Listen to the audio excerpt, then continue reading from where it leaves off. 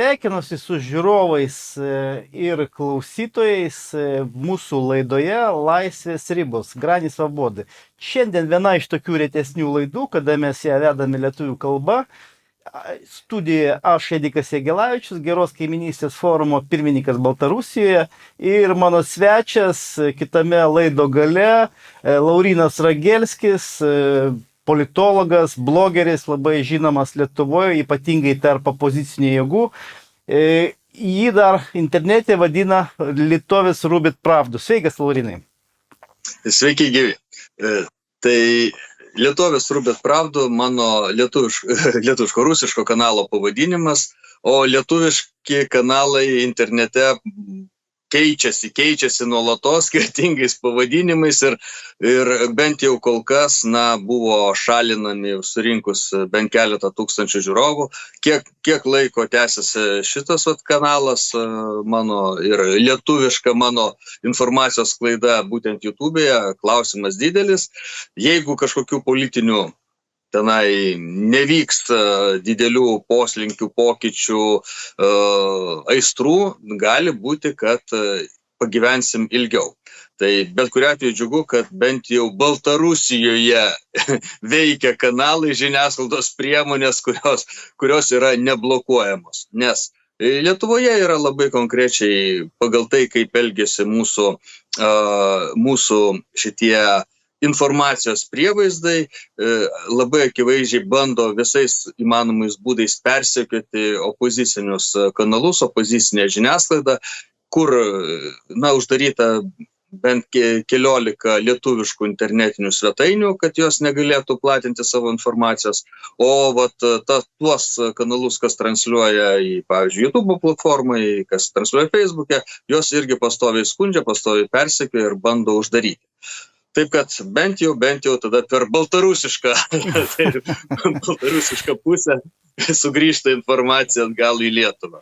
Šaunu, kad baltarusai man suteikė tokią galimybę ir aš galiu transliuoti, kalbėti su savo draugais iš Lietuvos, tai tikrai smagu ir jie manęs tikrai niekom neriboja, aš apie ką noriu, aš apie tą kalbu, jie man neduoda jokias temas, apie kokias aš turėčiau kalbėti. Tiesiog kartais būna ten kažkokiem susirinkime susirinkam, aš matau pats, stebiu ten, sakykime, susirinkimo metu, kokia tema šiuo metu aktuali, tarkim, ten Vokietijos rinkimai, šiuo metu dabar greitai bus Lenkijos rinkimai. Tai tas temas kažkokias karštas, taip sakant, mes ir apšviečiame. O pradėti norėčiau nuo, sakykime, škurnavo interesą. Tai, sakykime, nuo savo, tas, kas mane, sakykime, kažkiek jaudina, tai nuo to VRK posėdžio, kuris vyko vasario 27 dieną ir jisai buvo būtent dėl to atseit, kaip prieš rinkimus, žodžiu, aš, prieš istorijas truputį, papasakosiu. Prieš rinkimus, į Seimo rinkimus, aš susitvarkiau visus dokumentus per internetą galima, oficialiai užsideklaravau kaip kandidatas, Liaudies partijos kandidatas rinkimuose, Seimo rinkimuose. Ir kaip ir viskas buvo gerai, paskui žiniasklaida Lietuvos tą pastebėjo, atseit Vatnikas kažkoks gyvenantis Baltarusijoje nori dalyvauti Seimo rinkimuose. Žodžiu, ilgai nepasakosiu, mane jie iš ten išmetė, nesiskaitydami su jokiais įstatymais, VRK ten, aš taip supratau, ką nori, tą ir daro. Gerai, aš paskui pagalvojau, kadangi aš negaliu dalyvauti tuose rinkimuose, reikia padėti kolektyvui, reikia padėti tiem kitiem žmonėm, kurie tuose rinkimuose dalyvauja. Kom aš galiu padėti? Finansiškai aš padėti negaliu ir netgi turbūt nerizikuočiau tą daryti, kadangi gyvenu dabar Baltarusijoje, paskui žmonės kom nors ten apkaltintų dar. Ir galvoju, informaciniu būdu aš juos palaikysiu, ta prasme, kiek galėsiu, ten laidų įrašysiu, su Mažvydu Misiūnu įrašiau ten gal kelias laidas, su Eduardu Vaitkumi įrašėme irgi ten, man atrodo, porą laidų. Stengiausi informaciniu būdu jiems padėti, kadangi mačiau, jog jie turi apskritai mažai lėšų tiems rinkimams, pas juos labai riboti resursai ir norėjau prie to reikalo prisidėti. Galų gale viskas gavosi kaip visada. Jie po rinkimų jau apkaltino, kad atseit aš Radija Belarus atstovas, kišausi ten kažkaip tai. Žodžiu, juos apkaltino grubiai pažeidus kažkokį rinkimų įstatymą, kadangi jie davė interviu Radija Belarus. ir jo, grubiai pažeidus. Ir aš kaip suprantu, jie dabar apskritai liktai kaip ir politiniai veikloje negalės dalyvauti. Nu, aš tiksliai šito nežinau, bet iš pres konferencijos, kurią davė Seime, Zigmo Vaišvilos konferencijos buvo sekančią dieną, vasario 28. Ir aš taip supratau, iš Nendrės Černiauskinės atseit jie negalės apskritai politikoje dalyvauti. Tai tas mano geras noras vėl gaunasi kažkam tai, nu, jiem galbūt kažkiek pakeitė. Ir netgi nu, mane paskui Nendrė Černiauskinė dar ten Facebook'e kažkom tai apkaltino, kad atseit aš vos nespecialiai kažką ten diversiją tokią padariau. Tai, nu, noriu visiems žiūrovom pasakyti, čia buvo mano geras tikrai noras padėti rinkimų kompanijai. Tai vat, Laurynai, gaunasi, kad VRK visiškai daro tą, ką nori. Jie kaip nori, taip verčia. Kai, sakykime, Giedrimo Jeglinsko atveju, jie pavyzdžiui, Giedrimas Jeglinskas tos kompanijos metu davė interviu irgi nacionaliniam, valstybiniam Baltarusijos kanalui. Paskui jis atseit pasiteisino, aš atseit nežinojau, kad čia mane kalbino valstybinis kanalas, bet jo atžvilgių nepritaikyta jokių sankcijų, su juo viskas tvarkoja. O Eduardo ir Vaitkaus ir Mažvydo Misiūno atveju čia baisus nusikaltimas. Kas čia su ta VRK negerai, Laurynai? Gal tu kažkaip tai papasakotum apskritai, kas čia per organizacija ir ką jinai ten veikia Lietuvoje? Su šita organizacija viskas yra labai gerai, Edikai. Tu juos be reikalo kaltini, kad kažką jie netaip daro. Vyriausioji rinkimų komisija tai yra valdžios įrankis tam, kad apsaugoti valdžią nuo visokių bandymų ją perimti iš kokių nors liaudies atstovų pusės. Todėl vyriausioji rinkimų komisija savo sprendimuose visada atstovauja valdžią turinčių, valdžią laikančių šitų mažumos klanų interesus. Tai yra jų tiesioginiai statytiniai, gaunantis iš šitos valdžios savo atlygį, savo šiltą darbo vietą ir labai didelę atsakomybę. Nes šitie mūsų taip vadinami demokratiniai rinkimai, jie yra būtent per vyriausios rinkimų komisijos instituciją padaromi legaliais, jie yra įforminami, jie yra įteisinami. Ir jeigu norima ko nors neprileisti prie rinkimų, štai prašau, jums vyriausioji rinkimų komisija priima savo sprendimus. Jeigu reikia sudaryti sąlygas kažkokias savo kandidatams prastumti, štai prašau, vyriausioji rinkimų komisija keičia balsavimo apygardų ribas, perskaičiuoja, perdalina, pastumdo ir tokiu būdu eliminuoja nepageidaujamus kandidatus. Puikiausias pavyzdys tai iš to, kaip atrodytų nekaltais tokiais sprendimais, visiškai administraciniais, nustatyti tas balsavimo apylinkių ribas, kur yra kokia balsavimo apylinkė. Tai 2014 metų, man atrodo, rinkimai, kuriuose dalyvavo Algirdas Paleckis Naujojoje Vilniuje. Jau žinant, kad tenai bus Algirdas Paleckis, kad jisai kels savo kandidatūrą Naujojoje Vilniuje, kad jisai tenai turės absoliutų daugumos palaikymą, vyriausioji rinkimų komisija perbraižė ribas, prijungdama prie Naujosios Vilnios dar ir dalį Rasų seniūnijos šitų balsavimo apylinkių. Kam? Tam, kad atsverti tos Naujosios Vilnios balsuotojų balsus, atsverti šitais Rasų ir Antakalnio, taip, dar ir Antakalnio dalis balsuotojais. Aš tada buvau stebėtojas, Laurynai, tada dar buvau konservatorių lizde pačiam ir stebėjau rinkimus. Na va, aš irgi buvau šituose rinkimuose stebėtojas, rinkimų apylinkėje, Rasų seniūnijoje, tenai jokių pažeidimų nebuvo, rinkimuose pažeidimų nebuvo apylinkėse, ant žemės, kaip sakoma, bet iki to buvo jau paruošta, pridėtas tasai toks prolandsberginis elektoratas pridėtas prie Naujosios Vilnios ir maža to, jeigu tie, kas pamena, kaip vyko rinkiminė agitacija, Landsbergių užsakyta šmeižto kampanija. Rinkimų paskutinę naktį, prieš paskutinę buvo tas atspausdintas leidinys kažkoks, Taip. jo? Apie tai. Taip, išleistas specialiai leidinys, gazdinantis, visų pirma, šmeižiantis Algirdą Paleckį, paskui gazdinantis Naujosios Vilnios, visų pirma, rinkėjus, kad štai jūs dabar būsite išdavikai ir jūs visi dabar būsite stebimi ir taip toliau. Į tai vyriausia rinkimų komisija niekaip nereagavo į tuos nelegalius šitos veikimo būdus, nes praktiškai, o jinai turėjo ką padaryti, jinai turėjo mažiausiai inicijuoti iki teisminį tyrimą dėl nelegalios šitos agitacijos, aiškintis, kas už kieno pinigus išleido ir taip toliau, ir po to tada tuos pažeidėjus rinkiminės agitacijos, tada nubausti. O tenai, jie nubaus konservatorius, nes propaganda prieš Algirdą Paleckį buvo konkrečiai už konservatorius, už konservatorių kandidatę Moniką Navickienę, kuri štai dabar po 2 kadencijų, taip sakant, apsišvietė jos ryšiai su mafija. Labai elementariai, su piniginė mafija, kuri grobė, vogė Lietuvos pinigus. Ir tų rinkimų metu ten procentų dalelė sprendė viską. Ir būtent tas juodasis PR'as konservų, o jie patys geriausi specialistai tose juodose technologijose, konservatoriai, landsbergistai, rusofobai, tai jie būtent daugiausia naudoja tų blogų technologijų. Tai labai paveikė rinkimus tuo metu. Tai matai, kai susideda viskas į bendrą katilą, visos tos priemonės, pakeisti rinkimo apylinkių ribas, leisti tą juodą antiagitaciją ir jos neužkardyti, leisti balsuoti žmonėms neregistruotiems apylinkėje, atvažiavusiems, toks rinkimų įstatymas, taip galima daryti. Bet kai visą šitą sudedama į krūvą ir tada išspaudžiamas reikalingas rezultatas.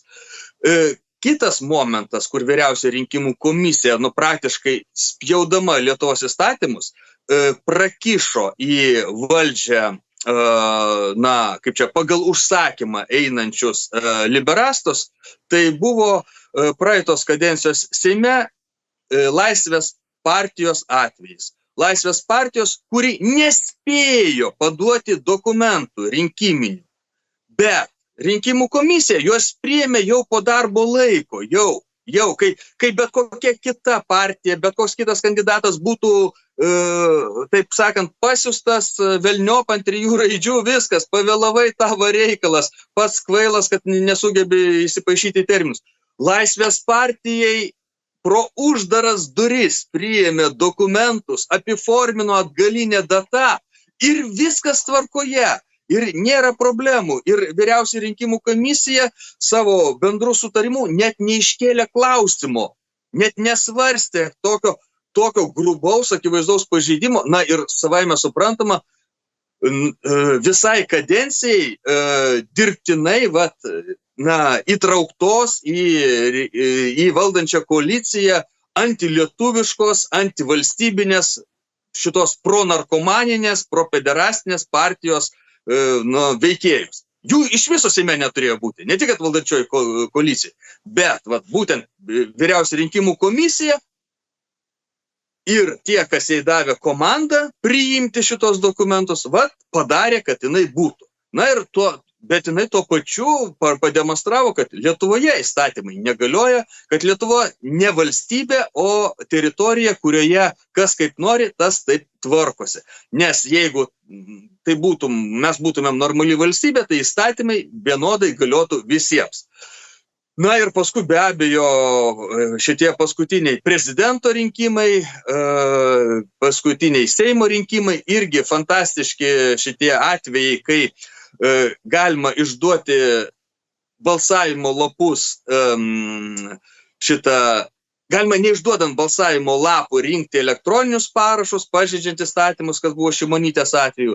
Tas absoliučiai neadekvatus laiko kiekis, per kurį susiregistravo visi Šimonytei reikalingi elektroniniai balsai buvo surinkti. Ir daugybė kitų pažeidimų, kuriuos ginčio, kurios nurodė Eduardas Vaitkus. Maža to. vyriausios rinkimų komisijos taip atsitraukimas nuo to, kad du kandidatai negalėjo užregistruoti Lietuvoje rinkiminės sąskaitos, nes bankai Lietuvoje veikiantis atsisakė jiems registruoti. Ir vyriausia rinkimų komisija nieko nepadarė, kad šitą savivalę komercinių struktūrų, per kurias Lietuvos piliečiai čia yra išmetami už borto ir negali dalyvauti Lietuvos politiniam gyvenime, vyriausia rinkimų komisija nieko nepadarė. Man labai įdomu būtų, ką darytų vyriausia rinkimų komisija, jeigu Nausėdai neleistų užregistruoti šitos rinkiminės sąskaitos, šitie skandinaviški bankai, arba Šimonytė. Tada, aš manau, vyriausia rinkimų komisija surastų visus instrumentus reikalingus suvaldyti šitas komercinės struktūras, surastų formą pakeisti įstatymus, kad galima būtų sąskaitas registruoti kitur, kad galima būtų tenai pati vyriausia rinkimų atsidarytų savo sąskaitas ir jos vardu tada galėtų šitie kandidatai tomis sąskaitomis naudotis. Yra krūva variantų, kaip išspręsti tą savivaliavimą, jeigu, iš tikrųjų būtų noras, ne noras būtų, jeigu vyriausia rinkimų komisija dirbtų visuomenės ir valstybės labui, o ne atskirų klanų valdančių. Bet užtat, aš sakau, tu sakai, kad jinai blogai dirba, šiuo atveju kieno akimis žiūrėti. Visuomenės akimis, žmonių, kurie nori, kad Lietuva būtų valstybė akimis, taip, jinai dirba blogai, jinai iš viso. Tai yra nusikalstama struktūra, dengianti nusikaltimus ir pati vykdanti nusikaltimus. Tuo tarpu šitos valdžios akimis, tai yra labai gerai, puikiai dirbanti institucija. Ir dabar šitie paskutinės baudos Eduardui Vaitkui už tai, kad jisai darė laidas, pasikviestas į laidas, kalbėjosi nuotoliniu būdu su tavim. Tai vėl dar eilinis dvigubų standartų taikymas ir vyriausios rinkimų komisijos kaip instrumento susidoroti su politiniais oponentais, pavyzdys paprasčiausiai. O tai, kad dar lygiagrečiai nukentėjo Lietuvos liaudės partija, tai vėlgi yra absoliutus nonsensas, kadangi baudžia Eduardą Vaitkų, kuris nebuvo partijos narys, kuris buvo tik tai partijos rinkiminėme sąraše, bet baudžia partiją, kad jos rinkiminėme sąraše dalyvaujantis nepartiniai atstovai, vyriausios rinkimų komisijos nuomonė pažeidė šitą politinės reklamos tos reikalavimus. Vėlgi, absoliutus nonsensas ir politinių oponentų tiesiog sudorojimas. Žodžiu, VRK vykdo politinius užsakymus, sisteminių partijų politinius užsakymus. Čia yra jų instrumentas. Netgi ne užsakymus vykdo. Jinai nuosekliai dirba, naikindama galimus politinius konkurentus pačioj užuomazgoj. Taip. Pačiam tik tai bandyme kelti galvą, dėl ko Misiūno šitą neprileido į vienmandatinių apylinkų rinkimus, dėl to, kad jisai net šitą pavedimą padarė užstato iš užsienio banko. Žmonos sąskaitas, man atrodo, ten. Arba iš kitos sąskaitos. Žmogui, kuris pavedimą padarė per Lietuvos paštą, užstatą pervedė rinkimų komisijai. Neprileido ir negrąžino tų pinigų, savo pasisavino, pavogė pinigus. Praktiškai taip. Jeigu tu sakai, kad jie ne iš tos sąskaitos padarė pavedimą, neteisingai sumokėjo užstatą, tai ką? Tai tu grąžini tos pinigus. Taip, čia pavogė. Tai yra elementarus, bet kokioj elektroniniai, bet kokioj komercijai yra elementaru. Ne taip sumokėjo, ne taip padarė, ne taip apiformino pavedimą, grąžinami pinigai, susigrąžinamos prekės arba paslaugos. O dabar paslaugos nesuteikė, prie rinkimų neprileido, pinigus pasiėmė, špygą parodė ir dar kaltais padarė. Čia žiauru. Bandytų lizdas. Vagių ir bandytų lizdas. Taip. Bet tai yra ne užsakymas, tai yra sisteminė veikla. Sisteminė veikla yra tie, kurie gali dalyvauti rinkimuose, kurie žaidžia šitą demokratiją, yra tie, kuriems negalima dalyvauti ir kurios naikina visais įmanomais būdais. Ir svarbiausia, ir tai ne tik vyriausia rinkimų komisija tame dirba, aplinkui laksto prokuratūra pakėlusi uodegą, ieškodama prie bet ko galima prisiknysti. netgi ten, kur negalima prisiknysti, bando prisiknysti. Ir šalia laksto dar policija ir mes dar nežinome, kokios tenai slaptosios tarnybos, klausosi telefoninių pokalbių ir taip toliau, bandydami, na, praktiškai susidoroti dar, preventyviai susidoroti ir išdeginti tiesiog tą politinį opozicijos lauką. Dar pamiršau paminėti, Laurinai, kad šitą skundą parašė konservų torpeda Dainius Žalimas, tas Grantososas, kaip jį ten gražiai pavadinti, grantų gavėjas. Teisės Minedas. Teisės Minedas, va. Čia labai nakas gražiai surado gražų terminą, taip? Jo, tas pats žmogus, kuris neteisėtai buvo Konstitucinio teismo pirmininku. Fantastika, kurio veikloje ir kurio pasisakymuose pilna įstatymų pažeidimų. Totalus teisinis nihilistas. Totalus, va šitas realiai, va tas idealus pavyzdys, kai žmogus prisistatantis liberalų, faktiškai realizuoja fašistinę tokią ideologiją ir tokį reikalauja griežtos fašistinės diktatūros. Jo, tai gal dabar, kad laiko mums užtektų, pereisiu prie kitos temos, apie Algirdą Paleckį norėtųsi pakalbėti, mūsų bendražygį, žmogų, kurį ir tu ir aš labai gerbėm, ir dėl jo veiklos, dėl jo sąžiningumo, ir žmogus dabar kaip, yra politinis kalinys, tai prasme kali, sakykime, dėl visų mūsų, sakykime, galim netgi taip įsireikšti. Ir... Etikai, galima aš įsiterpsiu. Taip, žinoma. Dėl to termino politinis kalinys. Prieš 100 metų buržuazinė Lietuva buvo žymiai sąžiningesnė valstybė negu dabartinė. Nes buržuazinė Lietuvoje buvo politiniai straipsniai.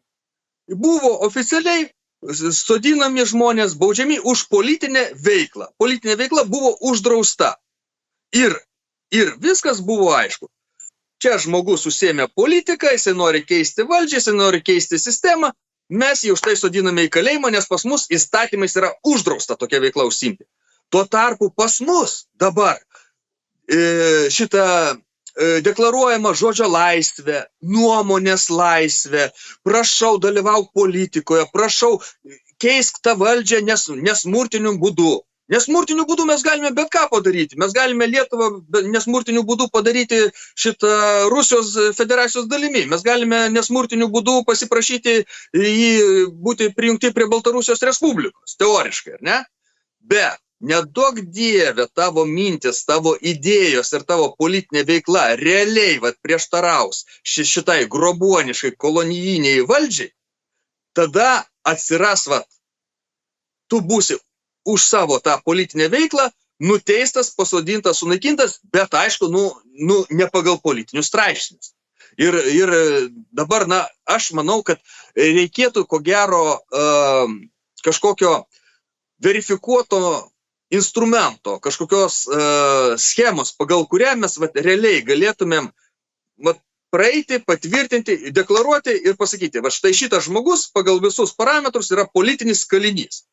Nuteistas pagal tą straipsnį, bet realybėje tai yra politinis kalinys. Kad anai pusiai, kuri kaltina Algirdą Paleckį antivalstybinę veiklą, špionažų ir taip toliau, ir Algirdas Paleckis toksai yra ne vienas taip kaltinamas, kad anai pusiai nebeliktų argumentų, kad mes turėtume 100% tokį faktą, patvirtinimą, nežinau, kokios nors tarptautinėme lygyje, kad štai pagal visus šitos parametrus yra politiniai kaliniai.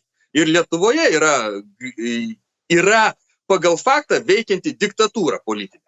Jo, ir čia gaunasi kaip ir su VRK, mes jau su taim apkalbėjom, jie kaip nori taip varto, ir čia dabar teismai irgi gaunasi kaip nori taip varto. Pirmos instancijos Kauno apylinkės teismas buvo pripažinęs Algirdą Paleckį kaltu dėl Lauryno Kasčiūno šmeižimo. O dėl tų, ką jis pasisakė apie tos miško brolius blogai, dėl to jį buvo išteisinę. O dabar paėmė, jie apvertė aukštinkojom, išteisino dėl Laurino Kasčiūno atseit jau nebešmeižė, o apkaltino dėl to, kad pacitavo Dalios Grybauskaitės diplominio darbo dalį, sakykime. Tai pacitavo Algirdas tiesiog. Pasakęs, kad miško broliai nužudė ten apie 25 000 civilių gyventojų, tame tarpe 1000 vaikų buvo. Tai ir už tai jisai gavo dabar metus ir 10 mėnesių ir 18 dienų laisvės atėmimo. Tik aš nelabai supratau, ar čia jam pridėjo visą šitą terminą, ar čia jam bendras visas šitas terminas dabar liko kalėti.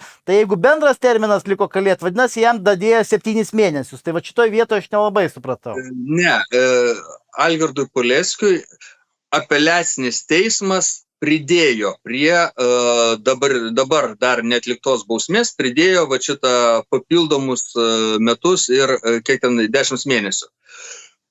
Prieš tai pirmos instancijos teismas irgi pridėjo bausmės, bet jinai buvo metais trumpesnė.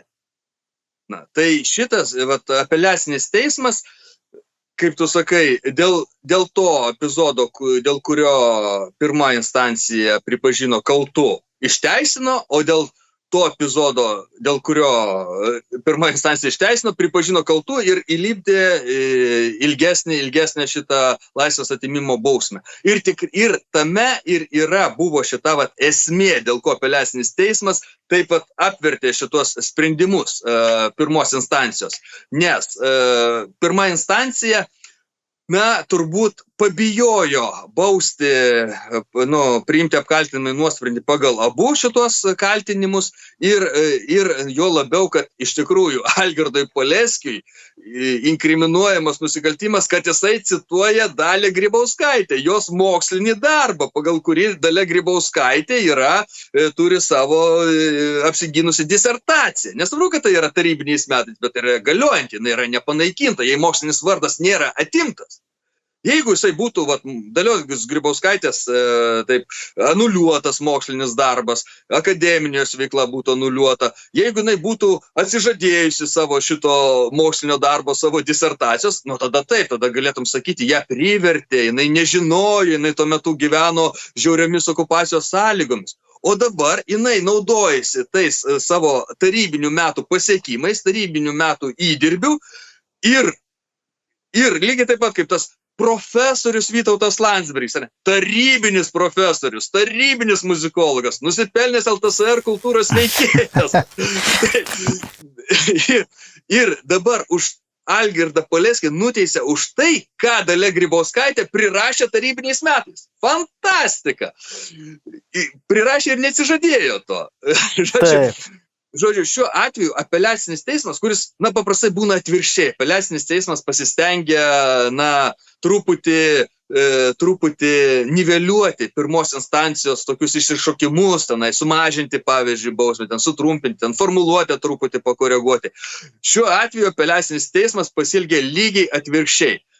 Aš spėjau grinai dėl to, kad priėmus tą nuosprendį pirmam instancijos teisme, pasimatė, kad visai netrukus jau, kaip ir dar šitai kadencijai nepasibaigus, Algirdas Paleckis išeis į laisvę ir vėl galės užsiimti politinę veiklą. Ir štai, žiūrėkite, sekantiems rinkimams, jisai gali, jam užtekti laiko paruošti politinę programą, vėl surinkti kažkokį politinį brandolį partijos pavidalu ar judėjimo pavidalu ir vėl bandyti kišti pagalius šitai sistemai ratus. Juo labiau, kad prezidento rinkimai, pademonstravo 7% su viršum už žmogų, kuris kardinaliai priešingą nuomonę visai oficialiai pozicijai pareiškė. Kad žmonės nesibaido tokios nuomonės, kad žmonės nebijo už ją balsuoti. Ir štai dabar dar Algirdas Paleckis išeis iš kalėjimo. Ajai, kas gali būti? Mes prarandame kontrolę. Mes dabar per šitos demokratinius rinkimus, ar ne per visą šitą cirką, galime nesuvaldyti situacijos. Žiūrėk, atsiras ten Seime jų atstovai. Netyčia dar į Europos parlamentą praeis jų atstovai. Baisu, kur mes rytamės. Ir dėl to, jau čia grinai politinio užsakymo vykdymas ir apeliacinis teismas tą švelnesnę bausmę panaikino Ir pridėjo, vat, už šitą lietuvių pokario didvyrių kovą ir kovos šmeištą pridėjo tą griežtesnę bausmę.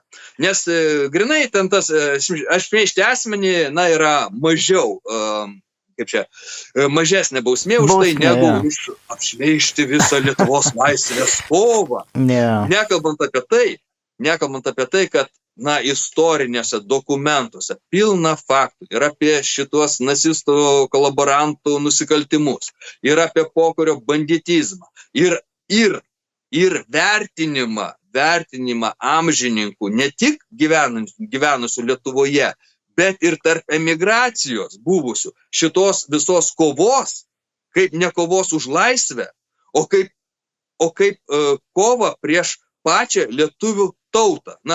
Dabar net nežinau, ar galima cituoti Joną Aistį, nes jeigu už Grybauskaitės citavimą žmogų nuteisė, tai Jonas Aistis, išeivijos poetas, kuris pasakė, kad tokia kova už tautą, kurioje tam, kad nužudyti vieną priešą, nužudomi 9 lietuviai, yra labai abejotina, nes pagal statistiką vienam šitam kariškiui, vienam tam savanoriui, vienam liaudės gynėjai, kurie kovojo prieš miškinius, žuvusiam 9 nužudyti civiliai, 9 nužudyti kaimiečiai, tas patys paprasčiausi žmonės. Dažnai apskritai net su politika nieko bendro neturintis, nei užimantis ant kažkokių šitų darbų, pareigų, ar kolūkiuose, ar partinėse struktūrose.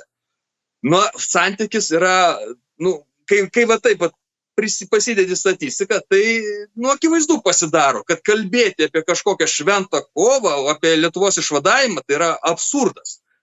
Nušauti vieną žmogų su šautuvu, ir šalia nušauti 9 civilius. Tame tarpe taip, vaikų virš 1000, o kūdikių mažamečių apie 500. Tai iš viso jau žudyti mažamečius, žudyti kūdikius, čia protų nesuvokiama. Tai jau yra taip, tai jau yra pats tikriausias genocidas. Ir kai šita mūsų išversta skūrių valdžia kaltino tuos kovotojus prieš banditizmą, kaltino lietuvių tautos genocidų ir bandė tą pratemti pro tarptautinės institucijas, kad čia Lietuvoje buvo lietuvių tautos genocidas. Tai čia iš tos pačios serijos, kad kom pats smirda, tom kitus tepa. Nes realiai genocidas buvo vykdomas iš anos pusės.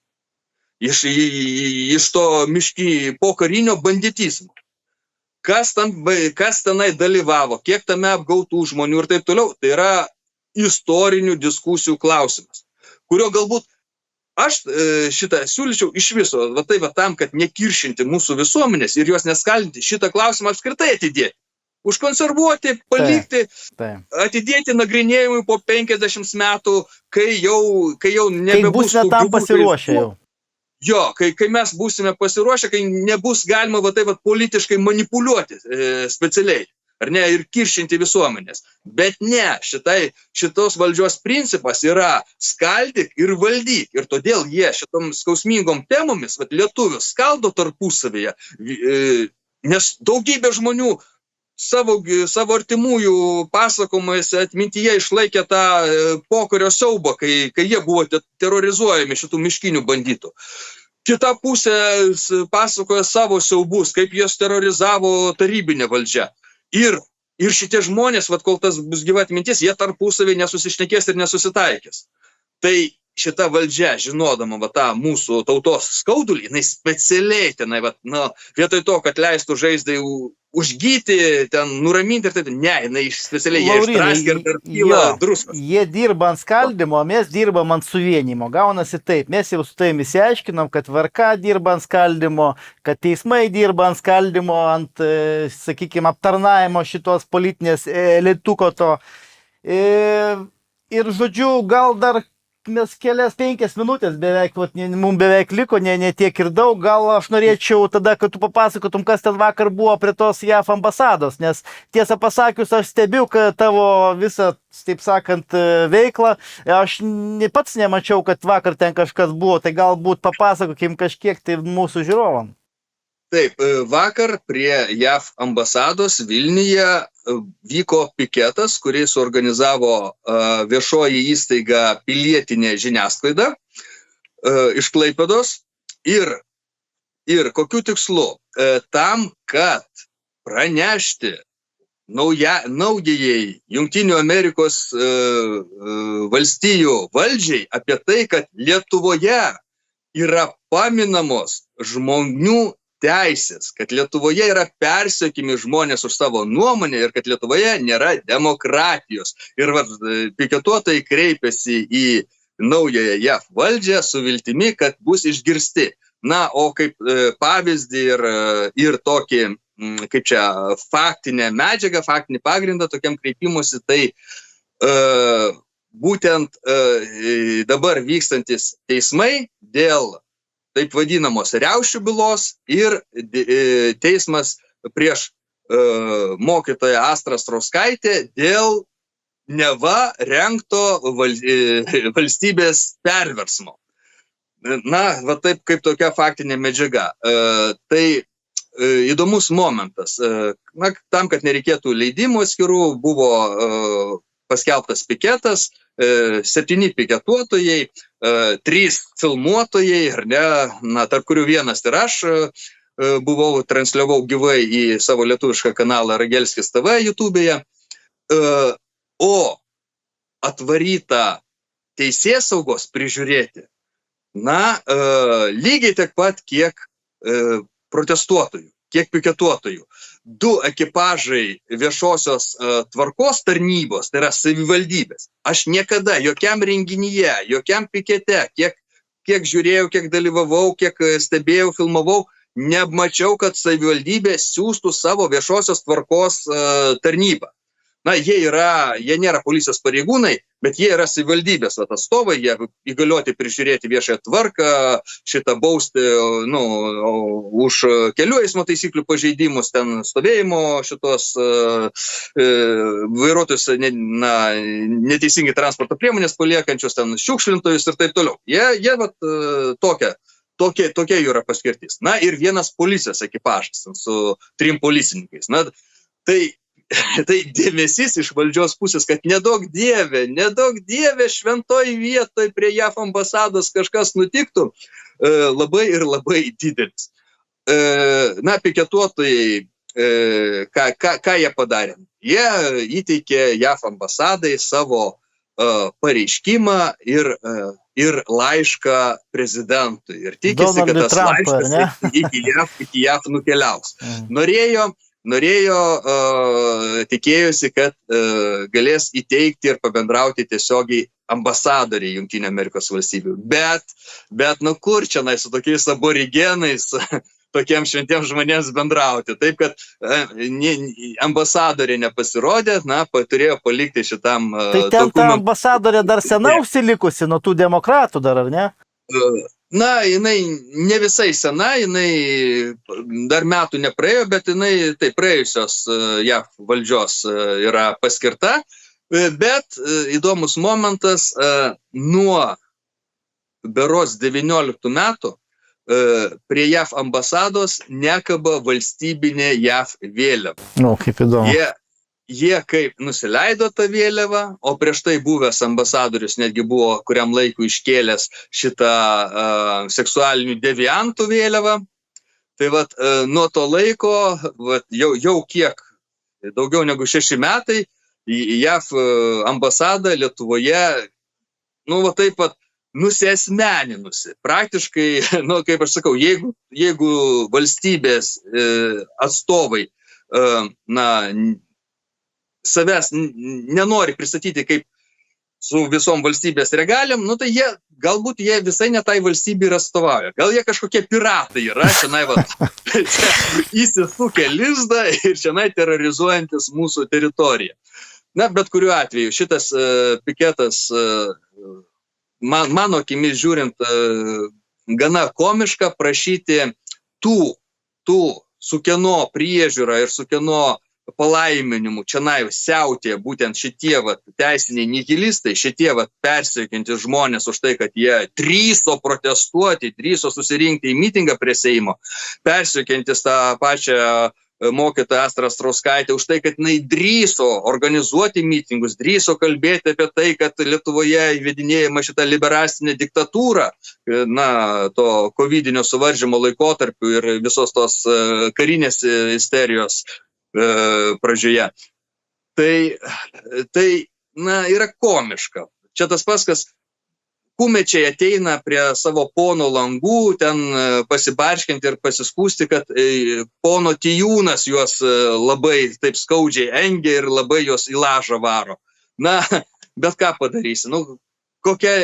Koks mūsų politinis pasaulis, koks mūsų supratimas, taip mes ir gyvename. Laurinai, aš tau labai dėkoju už dalyvavimą mūsų laidoje Kaimynai, kuri išeina na kanale Granys Svobody, Laisvės ribos. Priminsiu, kad dalyvavo Aidikas Jagelavičius, Geros kaiminystės forumo pirmininkas Baltarusijoje ir politologas, blogeris Laurinas Ragelskis. Ačiū už dėmesį. Dėkui visiems, iki kitų kartų. Viso geriausio.